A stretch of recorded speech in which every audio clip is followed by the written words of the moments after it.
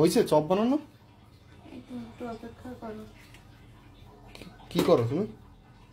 এটা আমি কোটিং এটা করতেছি, প্রচুর গরম। ডিম দিয়ে কি করবা? কোটিং করবো।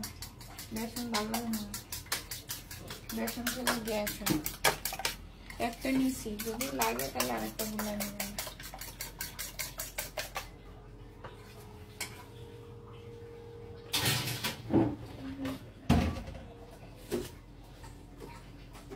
দুইটা কি দুই চপ নাকি?